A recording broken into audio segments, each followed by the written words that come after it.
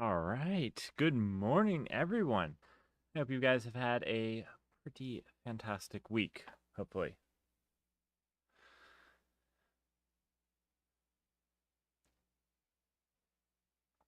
Yes, we are starting about half an hour late. I know I usually try to be a half an hour earlier, but sometimes I just sleep in. All right. So, let's get started. So for any of you who are new to this show is basically my time I get to hang out with you. I make a lot of educational longer form content that you're more than welcome to check out. This is the time we get to talk about the different things that are happening in the cloud, and we get to hang out together, discuss them, and see what's going on in the world. This kind of classically has had three parts where we talk about security, then we talk about cloud specific, and then kind of a blog open source section that also usually ends with some open source projects that you might not know about, or if you did know about, just a little bit more on some of their competition. Now, as of late, we have been doing kind of how has war changed the cybersecurity world, and we'll keep that around. But that being said, I don't actually have that much that has happened this last week, other than there were some service outages, though I couldn't link them to any actual hacking attempt. So, anyways, we'll talk about those more later. So I hope you all enjoy this, and thanks for joining me. All right, so first things first. My kind of clickbait title.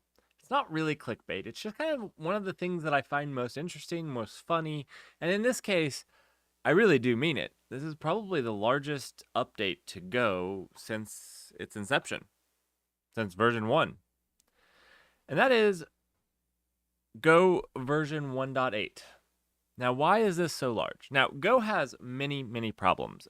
If you've ever heard me talk about Go, I talk about its many, many, many problems. And this is why Rust is a better language. Now, in Go 1.18, they start to bridge the gap. Now, there's still many reasons you would want to use Rust, especially if performance matters to you. But this is actually really, really good. And there's two things that I'm really quite excited about. Go 1.18 releases the generics. Now, I don't think that I would use this in production. There's a lot of untested code, and it was a lot of extra code added to Go. But there's actually other reasons. The other reasons is that there are some things that aren't going to be supported in their generics until 1.19 anyways. So if you look down here, there's actually quite a few things that make generics useful that aren't going to be supported until 1.19 anyways. Like this one, the compiler cannot handle type declarations inside generic functions or methods. Yeah, that's kind of a big deal. It's a kind of a big deal. Not saying that they're unusable right now, but this type of stuff is going to be needed. This is going to make it feel disconnected when you try to use it, because there's just going to be times when you can't use it. So anyways, yeah, this is the other big one. The Go compiler does not support accessing a struct field x.f, where x is the type parameter type, even if all types in the parameter type set have a field f. We may remove this restriction in Go 1.19. Those were the two big ones. There's some other ones in here, but I don't think they're as big. So this is kind of a big deal. I think this is kind of a big deal. It's something. My favorite one here is this has hurt errors and error handling in Go. Error handling in Go is atrocious. It's fine if you do just a small microservice. If you're doing anything more complex, error handling, look at error handling in Kubernetes. It's rough. It's really rough. I don't know that there's anybody that actually defends that as good. Anyways, moving on. There are some other things that are really good about 1.18, not just this. Now, there are some bug fixes, like declared but not used errors are being properly reported. Not super big. The ports aren't super big. There's better support for the different ports. That's all good. The next big thing is something that I think should have been at the top of this list, above generics. probably better than generics. Nah, I'm not going to go that far, but it's pretty up there. You guys know that I love chaos engineering. This is something that Netflix, I believe, popularized, where basically you do random crap. You know, you get an engineer drunk and set them at your hardware and see what happens if it survives, if your service survives. Go is bringing this to your unit testing, your unit testability. They're bringing basically this chaos engineering or fuzzing to the language itself.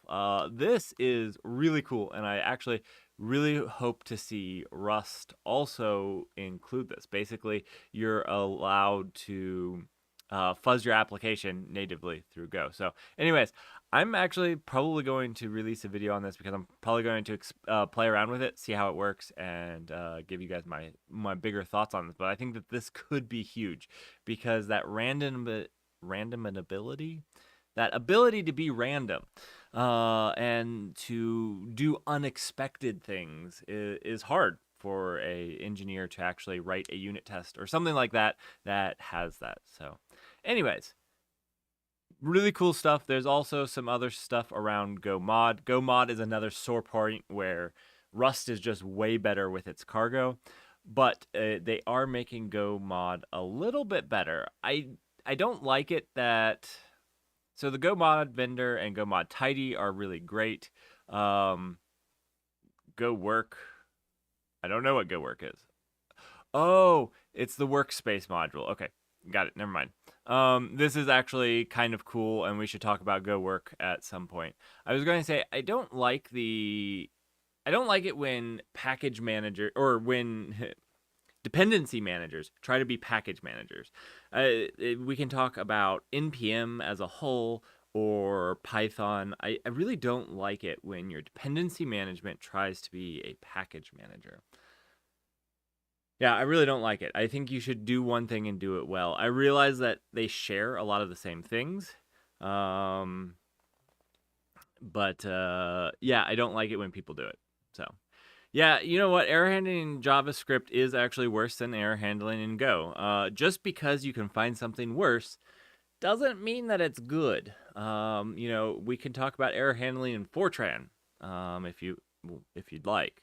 Actually, I don't know that Fortran had bad error handling. Now that I think of it, maybe that's a bad example. I don't know Fortran that well, so I. Anyways, yeah. So I think this is one of Go's biggest updates, and I'm excited about it. Very excited about it, especially since I write a lot of Go. Whether I like it or not, I write a lot of Go. It has a really good Kubernetes support, so all the tooling around Kubernetes and Kubernetes operators and things like that just work really well in Go. That being said, Rust is by far the superior language in my unbiased opinion. Not biased at all. All right, let's jump into security. So we had some, unless you guys have any other comments on Go 118, I'm kind of excited. So I have a couple live streams planned. I have one on some hacking that's going to be absolutely fun, and I think somebody's going to join me, Russell, and that one I'm hoping to do very soon. And then I think the next one after that is going to be Go 118, where we actually do some of the fuzzing and explore some of that type of stuff. And I'm going to maybe do them a little looser, and so that I can do them more often instead of, you know, really planning them and doing a lot of that. Be like, okay, let's explore Go 118, pull up the docs and let's go for it. And we just spend 3 hours, you know, doing what I would do to make a video on that anyways, but you guys get just to see it in live time. So that being said, yeah, those live streams will probably happen on a Saturday morning. And we'll see how they go. So now it's time for security. As I said, there was actually some really bad news for containers this week. We had several vulnerabilities hit the container world, and yeah, you should know what they are because you need to patch them depending on what you use. So we can talk first about this one. This was a flaw found in Cryo. So Cryo is kind of Docker specifically for Kubernetes. It's not, I wouldn't use it outside of Kubernetes. You can, I guess, but it's designed specifically to match the Kubernetes spec. Anyways, so Cryo, and I think it's default in OpenShift. I don't quote me on that, but I'm fairly positive it's default in OpenShift. A flaw was found in Cryo in the way it set kernel options for a pod. This issue allows anyone with the right to deploy a pod on a Kubernetes cluster that uses the Cryo runtime to achieve container escape and arbitrary code execution as root in the cluster node, wherever the malicious pod was deployed. So it's definitely something to be on the lookout for, as it has some pretty serious implications. The next one here is not with pods at all. My bad. Let's move that over. The next one here has to do with not pods either. 1 second. I don't know. I must have accidentally deleted it. 1 second. Let me find it. Please hold. Oh no. I will have to go find it. There was another container security advisory.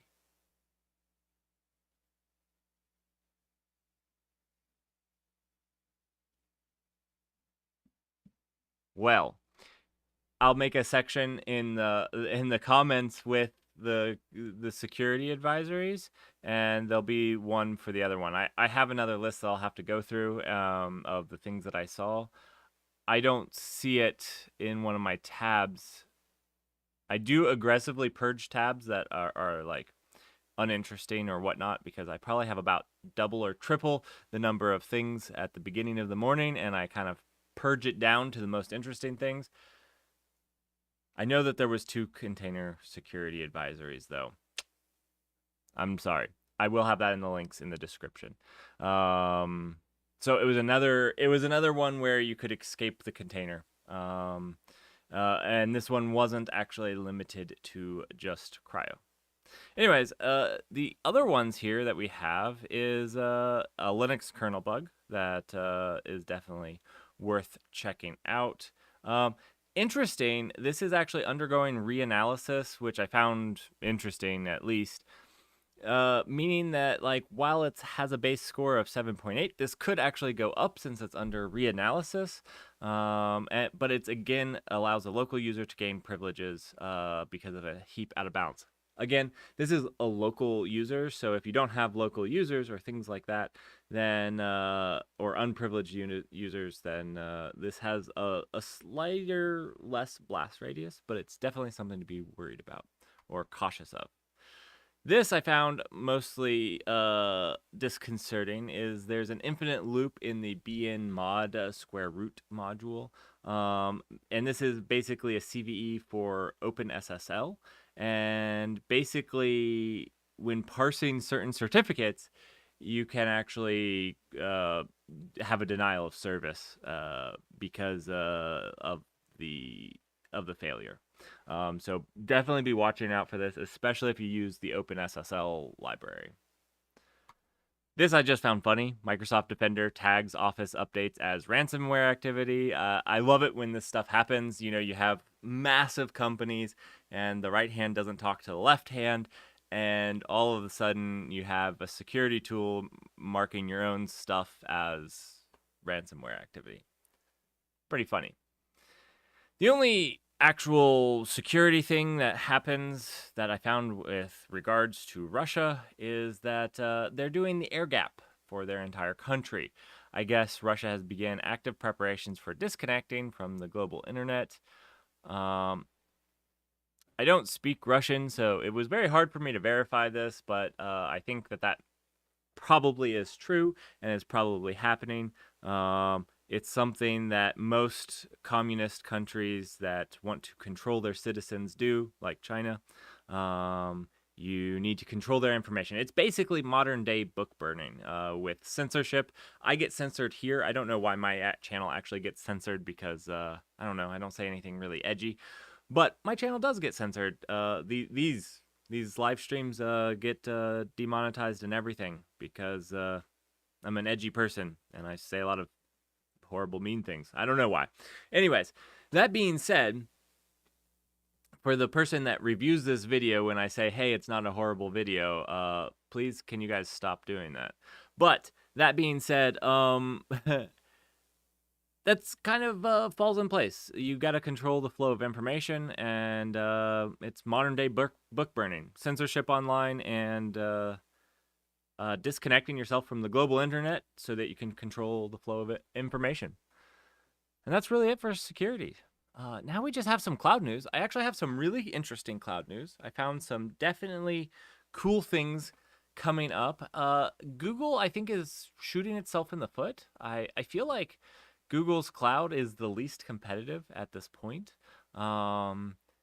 And that's sad because I actually used to like the Google's cloud the most. But yeah, we'll get into it. But then there's some interesting things coming from actually a lot of people, even from, DigitalOcean, and we have one from Ubisoft. I bet you didn't expect that in my cloud news to be hearing from Ubisoft. But yeah, we have some cool stuff. So let's jump into it. All right, so as far as what Google put in its what's new, there's some natural language processing, tools update, and a handheld lab, and really that was it. But Google had a lot more interesting things go on. So first is this. I do believe, I've been reading through all of the changes, and my understanding is that this is going to make Google storage more expensive, at least if you use it how you're using it today. Now, if you change and actually use crappier storage, like more cold storage, it could be a little bit cheaper. But if you're actually using the features that you're using today, the price is going to increase quite a bit too. And if you can change to use the crappier storage, like if that's fine, it still is going to have a huge cost to you to actually change how your application and infrastructure work. So you need to be aware of this. But you know what? Honestly, I think Google itself has kind of shot itself in the foot for data-intensive applications. I honestly don't think that if I was going to create a truly data-intensive application, I would pick GCP. Their costs are more, and they don't even have locally attached SSDs. So in AWS and Azure, you can actually get machines with hard drives in them. You can't get that on GCP. It's all network attached. And so if you want truly blazing fast real-time data, you can't do it on GCP. It just can't. So I don't know. And on top of that, them laying off their support staff in the US, their largest the sector of commerce, is also another disconcerting sign for GCP moving forward. So here is all the data on basically their changes at rest storage pricing. So you can go through this, and I recommend that you do, because yeah, it could cost you. And if it's not going to cost you, you need to update your apps, and which is going to cost you engineering time. So have fun with that. This is something I covered a little while ago, and I said I couldn't verify it because like Google didn't release anything, and so like it was more rumor, and I released it because I thought that it had enough validity. And it turns out that it is true. It laid off about 100 workers, and the worst part is they didn't even let some of them know. Like my reporting was before Google actually let their employees know that they were getting laid off. It's really sad to see companies mishandle this as badly as they do. And so, yeah, it is happening. It is verified at this point. And yeah, I don't know. I feel like it's rough for GCP. I feel like it would be rough for me to claim that you should use GCP if you're getting started. It has some really fantastic GCP or GKE support. Kubernetes support.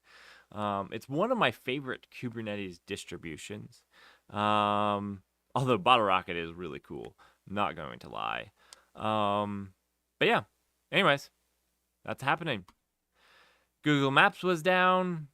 That was interesting. I couldn't find if there was anything related to the Russian attacks.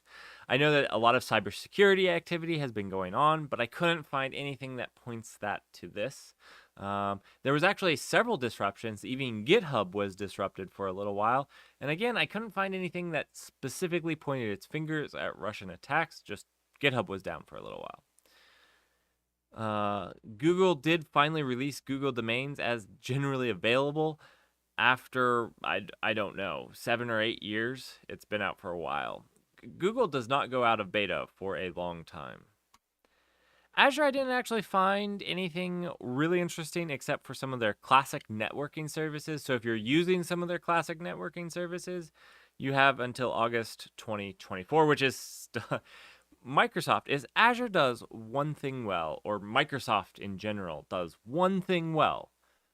That is legacy support. And this is why businesses love them in general. Think of how long XP lived. XP was still supported forever. And they do it really, really well. And you can see here, Azure's classic networking services, which have been deprecated for a while now, won't go out of scope for another 2 more years. And you get tons of warning. It's really one thing that they do very, very well. All right. So let's talk about AWS. AWS didn't have a whole lot of things that they announced here that were super interesting, but there were a couple of things that I found. First is this AWS Cloud Quest Cloud Practitioner. What is this, you may ask? It's a video game. It's a video game to help you learn AWS. I haven't played it myself. I don't know how good it is, but I absolutely love it. Absolutely love it. Or I love the idea. I love the idea. Let me be clear. I love the idea. So super cool. Love to hear your guys' feedback if you guys actually try it. Be cool to see. Another thing, AWS has classically played poorly with open source things. And actually, Mongo has directly pointed their finger at AWS as the reason for adopting the SSPL,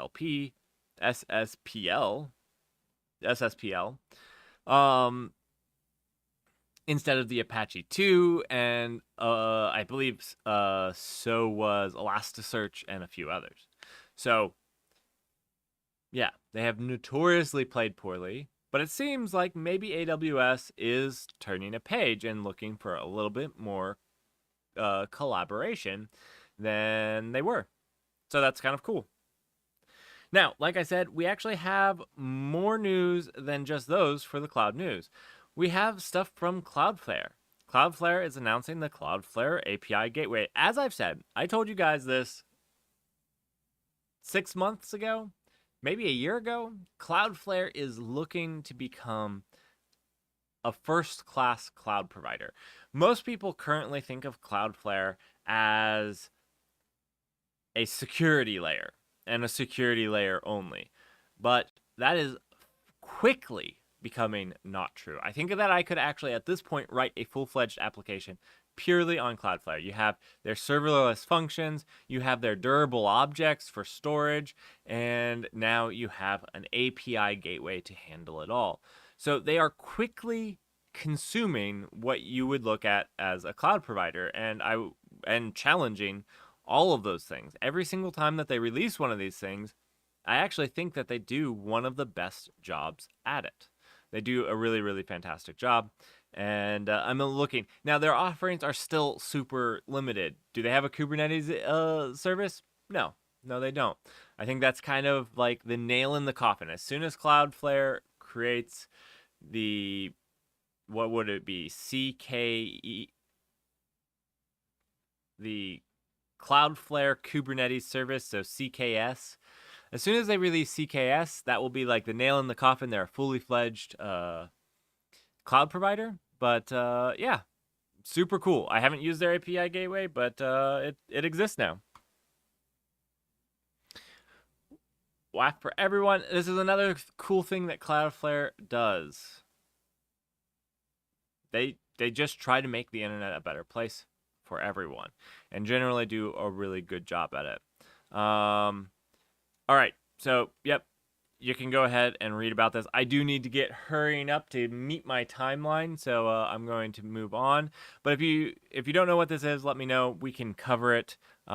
Basically, it's about making the internet a better place.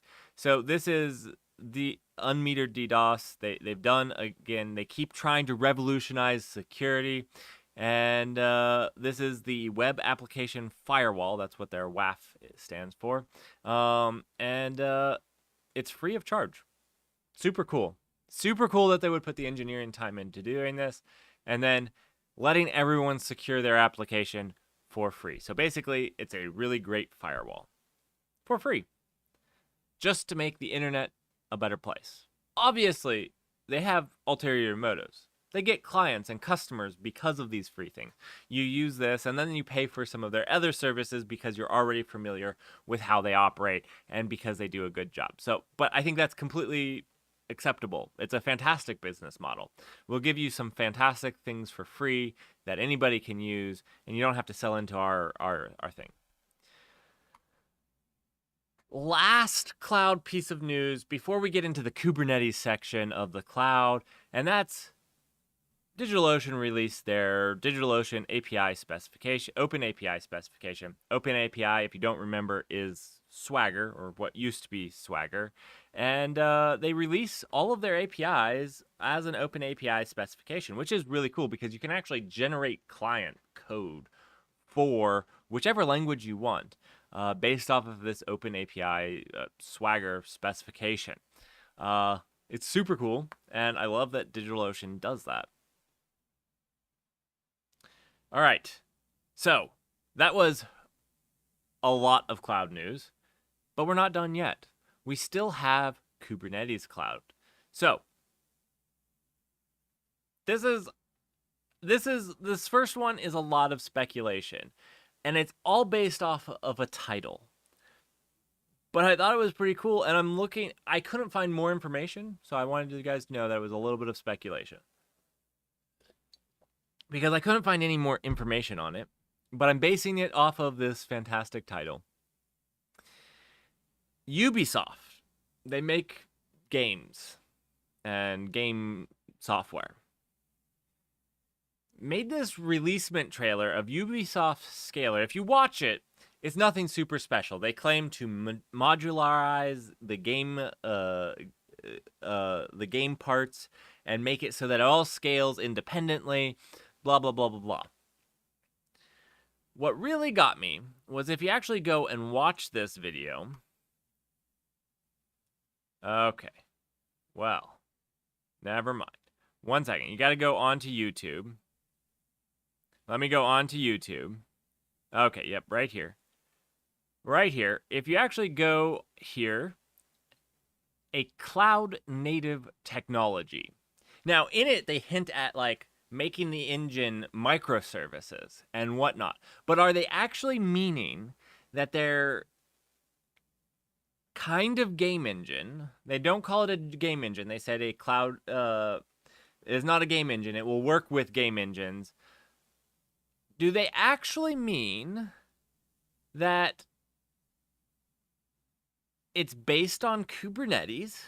I don't know. I couldn't find any more information. This was all. The video was very lame. Didn't talk about why they put a cloud native. I feel like cloud native is like saying container. Like it's very specific. But they didn't have any more information, which is lame because they dropped this right here in the title and don't say anything more about it. I will let you know if I see anything more about it. You know, if you haven't seen it, I made a operator into a game, a Kubernetes operator into a game. So this is right up my alley. I could have helped them. Should have asked me for help. I don't think they made a Kubernetes operator game. But anyways, let's go on to some more actual news for the CNCF. We have a Backstage project joins the CNCF as an incubator project. If you don't know what Backstage is a project created by I think it's by the Spotify. Yeah, Spotify. Created by Spotify. And yeah, this sums it up, is for building developer portals. So I haven't actually used it yet myself, but I'm very interested in trying it. Backstage restores order to your microservice and infrastructure, enables your products team to ship high quality code quickly without compromising autonomy. So I believe what it's trying to do and what it's saying that it solves is that it's actually trying to, if you go and watch my video on microliths, it's a problem I see a lot of people fall into, is you get into these microliths where each microservice doesn't maintain its autonomy. And this is why you actually make a highly distributed, hard to debug monolith. That's my whole statement there. And I feel like Backstage is actually trying to help maintain the microservice boundary. My boss and I have actually argued about this before, like how the best way to do this. I argue that every microservice should be deployed independently. That's painful, but it forces this boundary. So I'm actually looking into Backstage myself because it might be actually really cool and might actually solve some problems. So I'm interested in seeing it, and think it's really cool and interesting, and definitely something that maybe other teams could leverage. If I do find it really useful, don't worry, I will make a video on it. This is an article I inherently disagree with. Kubernetes is a cloud operating system, but I think I inherently agree with the sentiment. I think this is a very clickbait title. And they say, like, this is the things that an OS provides, the core OS services and the resource types, and they kind of map them. But you could actually map this to VMware as well. VMware does scheduling, resource management, hardware abstraction, users, processes, files, security, terminal service, and user interface and user mode. So you could really say anything is a cloud operating system then, because most databases as a service provide this. If you go to MongoDB Atlas, you can get all of these things as well. So I don't think that just mapping each one of these really solidifies it. I think, though, what a better statement here would be is that Kubernetes, and what I do think that it tries to do, is makes a generic layer over any cloud operating system. Now, or cloud. Now, that being said, I think it's a very leaky abstraction. If you don't know the principle of the leaky abstractions, the dude that made Stack Overflow, don't remember his name, Joel, maybe Joel, maybe not Joel, I don't remember. Anyways, he made a very fantastic blog article on leaky abstractions, and is basically this concept of a leaky abstraction is when the underlying resource kind of bubbles through. And whether this is storage or any of the other services you use, Kubernetes kind of is a pretty leaky abstraction under the underlying Cloud OS. But it does try to be that thing, that gel that makes you be able to use anybody's cloud the same way, or at least really close to the same way. All right, and that's it. That's it for our Kubernetes news. What are your guys' thoughts? Are you excited to see if Ubisoft actually creates a cloud-native gaming technology?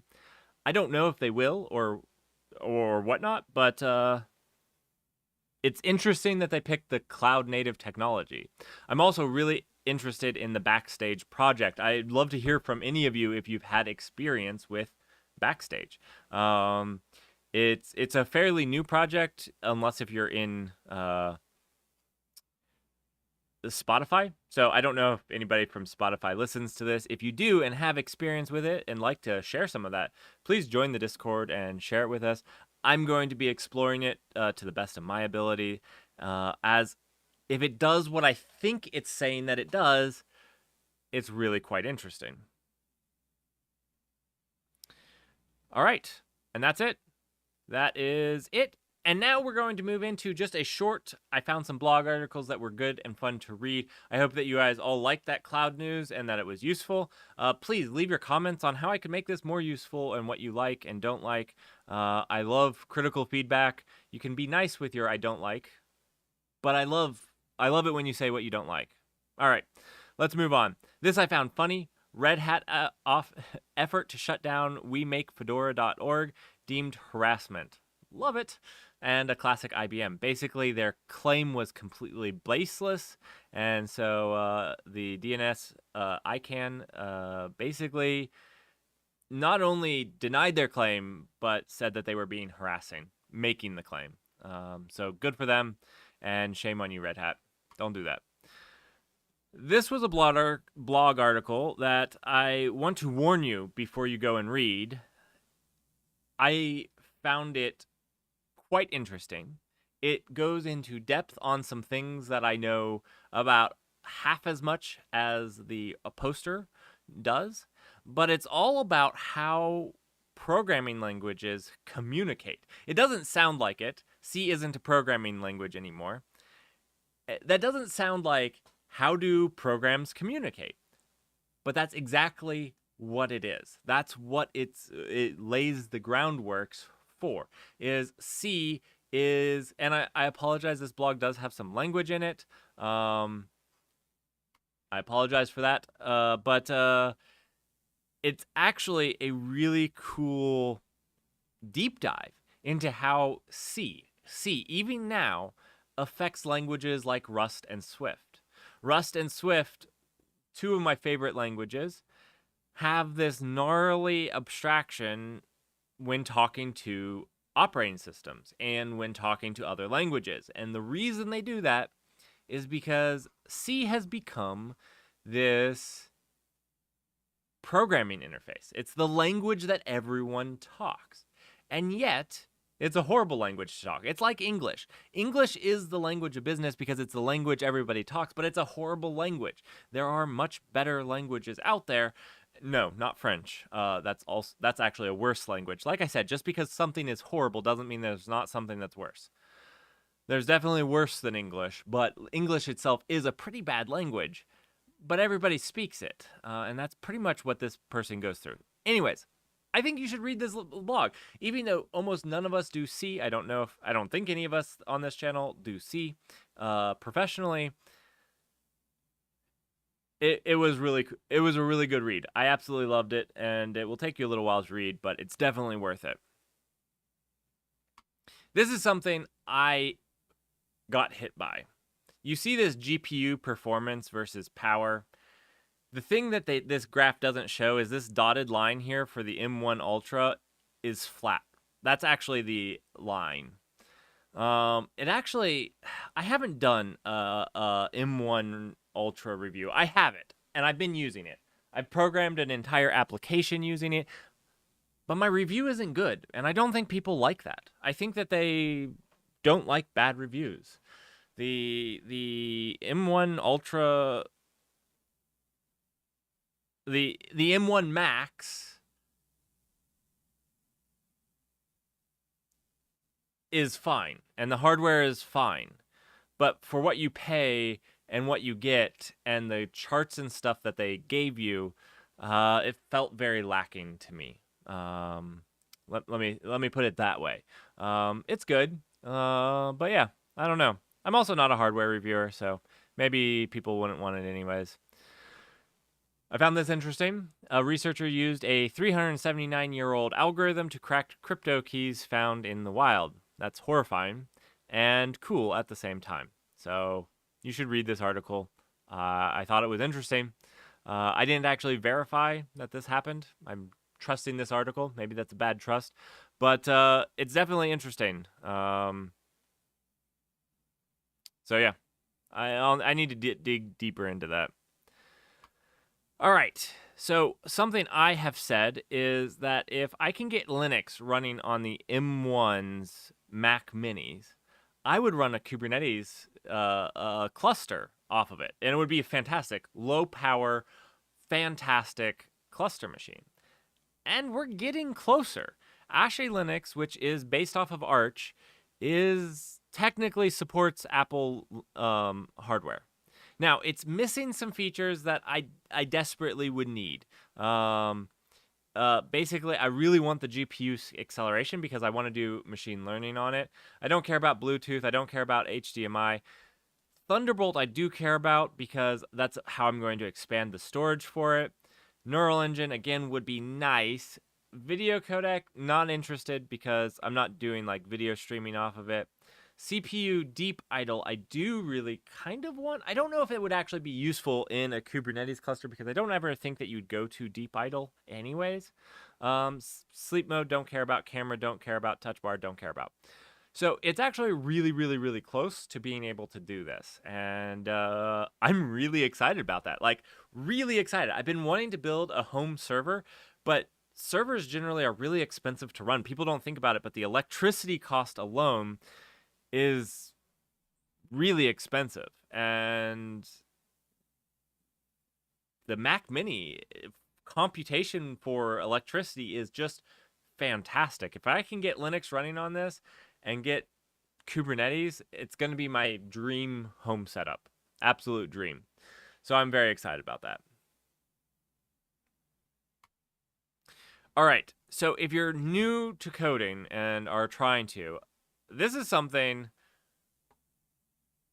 I absolutely love. And you know what? I can attest to. I didn't start this channel because of this, but I can tell you that I keep doing this channel because of this. Do I have millions of followers and do I make money off of? No, I don't. I don't do either of those.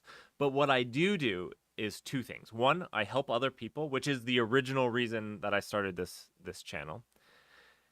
And the second that I found is I've never understood topics better than after I work to make a video out of them. And this blog post is basically going into that. It is basically, if you want to learn something, read about it. If you want to understand something, write about it. If you want to master something, teach it. And this is just saying, like, being able to teach it means you have to have such a good understanding of it. And yeah, it's why my videos sometimes take a long time to come out, because I'm really trying to understand the subject and really trying to understand the best way to convey that subject to you guys. And then there's also the editing of the video, which I suck at and takes a long time. Anyway, so this is just a blog post on it. And the cool thing is they take it to a simple form, and they take it to a form that any of you could do, and I highly recommend you do it. I think that this is truly, if you wanted to ask me what I think separates a senior engineer, and I'm a little different as a engineering manager. I'm not really an engineering manager. I'm kind of an engineering manager. I'm like half an engineering manager. I do mostly technical, but I step in the engineering manager role a little bit. If you want to know what I think really separates a truly senior, whether you're talking about like a staff engineer or principal engineer versus just your standard engineer, it's the ability to convey complex topics simply to product, to other engineers that are newer. That is the key to actually being a really you get to the senior engineer, which I love the demonstration of, like, there's a classic saying where, like, okay, there's 3 engineers and the goal is to make it to a cabin that's a mile off in the distance. And the junior engineer says, okay, I can do that in like 3 hours, and starts running and hits a landmine and goes flying back. And he gets up, doesn't get hurt by landmines, they just delay them. And they keep running, and they keep running into landmines, keep sending him back, and, it takes him like 2 weeks. instead of the 3 hours. And then you get to the standard engineer, and they're like, well, it's going to take me 2 days. And they get down on their belly and they crawl through. They don't hit any landmines. It takes them exactly 2 days. And that's kind of your standard engineer. They know what it's going to take. And then you get to your truly senior engineer, and they're like, yeah, it's going to take me 3 hours. And they just walk calmly to the house. And when they get there, they're like, hey, how did you do that? And the senior engineer was like, well, I didn't lay any landmines in the first place. And it's just saying, like, they actually think about how they're going to maintain their code in the future. And I think one step above that is they're actually able to concisely convey those complex topics to other people. That's something that I'm still learning and trying and struggling with myself. So, yeah. Anyways, cool article on that. So let's talk about open source. Hey, Russell, how are you? I hope everyone here has been having a good weekend, and hopefully we'll have a good next week. Let's talk about our open source projects. So this is all about education. As you can see, here's our educational content. Oh yeah, the Null channel has some educational content out there. Here's my best. Okay, there's actually one that I know that I used like 4 years ago, and I couldn't find it in time. So there's one out there that's also really good that I used when I was learning that you guys should definitely also check out. But I don't remember. If I do find it, I'll put in a link in the description. But these are all really good places to learn different things. So this has algorithms written in JavaScript.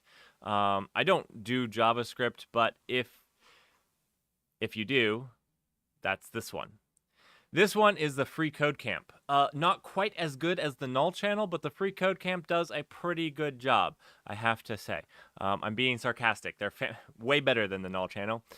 If you're trying to learn to code, the Free Code Camp has some great stuff, but they also have great repositories that you can come check out. It's not just this repository. They have a bunch of repositories. So if you're trying to learn something, go there. This is something that's fantastic if you're trying to get started with ML. If you're trying to do the 100 days of ML code, this is a really, really good repository. So if you're trying to get into machine learning, I've actually found it really helpful. There's actually a couple other ones I didn't do. If you guys want me to do one of these on ML, so repositories for learning machine learning, then let me know and I'll do that. Or if you want the best repositories for algorithms, I'll do that, because there's so many out there that I'm just kind of picking one or two of the best. That's what I've tried to do here. This is a project-based learning, and it has a bunch of different languages. So you can go to any one of these, and they have different projects to do with that language. I am a huge fan of project-based learning. Cannot tell you, if you tell me to go learn a language and I don't have a project to do with it, absolutely will not learn the language. That's like Rust. I never had a project to do in Rust, and I never really learned Rust until I created the Null database. And then I all of a sudden had a reason to use Rust. I had a project to do with it, and it made learning it less painful. Yeah, the algorithms is a super cool repo, Russell. I super agree. That's the next one on my list. I'm glad that you got there. This is like the JavaScript algorithms, but it's for all the algorithms in every language, and it's fantastic. Now, if you really want to know, there's only one repository here that you need to check out, and that's this one. All algorithms implemented in Rust. There's really no need to check out all the other ones because we know what the superior language is. But the algorithms is a fantastic repository, especially if you're trying to interview for a job and you're wanting to check out algorithms. I don't particularly like algorithm-based job interviews because algorithms isn't what we do on a day-to-day basis, or they're important, and they're important to understand for sure. but they're not our main priority in a day-to-day, and so I don't actually like that as a coding thing, but it's kind of one of the things that you have to do if you're in this industry. So thanks Russell for beating me to that. It is a fantastic and cool repo. Very last one, there's this null channel. I post stuff there. I am almost done with the video. I know, like, I've been saying that for like 2 weeks, but I'm almost done with it. I had to re-record it because, you know what? I've never done coding live in an educational form, and so I'm not very good at it, it turns out. But this repo is going to be, hopefully, the most informative how databases work repository by the end. And if you want to help out with that, feel free to help out with it. I've been working on it, yeah, it's out there. So that's it for me today. I think I'm 10 minutes early. I rushed a little bit, but 10 minutes early. Yeah, you're right.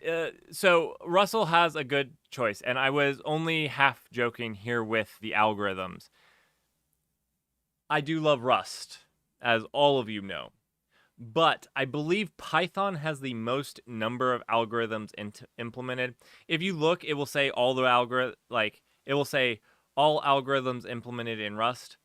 It's saying that all the algorithms in here are implemented in Rust, not that they've implemented all algorithms in Rust, to be clear. I believe Python or Java have the most. Don't quote me on that. I haven't gone through and counted. But they are definitely the much larger and more contributed to languages. So if you're just looking for it... Look, if you're just picking a language, Rust is not the a good first language. It really, really isn't. You know what? I don't know. I go back and forth on that, whether Rust is a good first language or not, because part of me says, why not learn it right the first time instead of learning it wrong? But I don't know. Especially if you're a child, I don't think it's a good first language. I think Python's a good first language for children, even though it's a horrible language. It's what I taught my children. And I still think it's a horrible language. But Russell brings up a great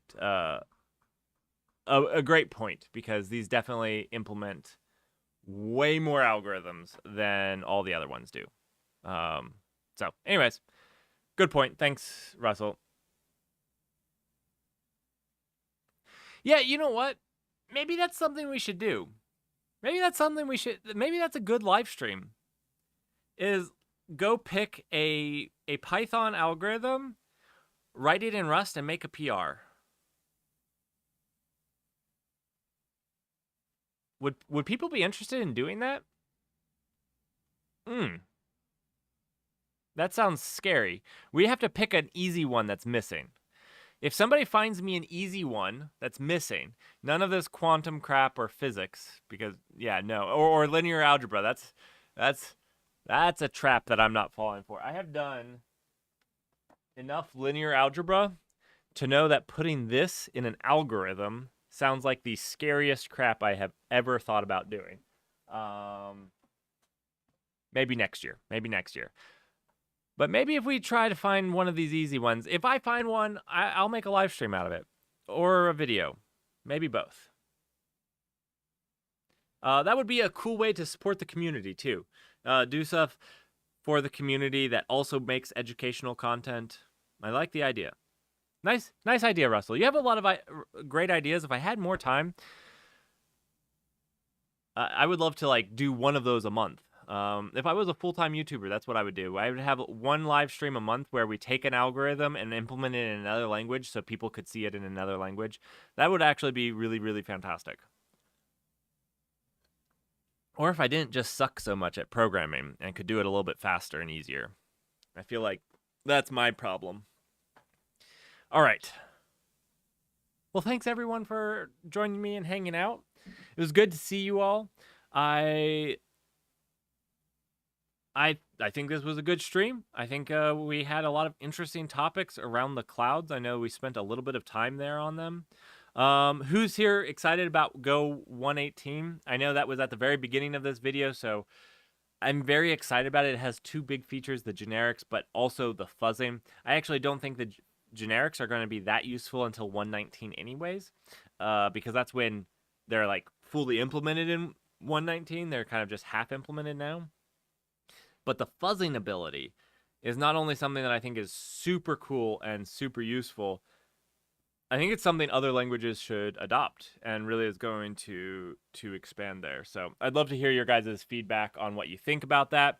If you made it this far, please go ahead and hit that like button because I'm going to have to go tell Google to review this video to please not ban me. And I like them to have plenty of likes. And it just makes me feel like my time was worth it. Anyways, thanks everyone for watching. I had an awesome time. I look forward to making some more content, hopefully, in the future, as hopefully the world calms down. We'll see when Putin decides to let the world calm down. And I will see you guys next week for another fantastic week of the Null News. Fantastic week of the Null News. Fantastic show of the Null News. Anyways,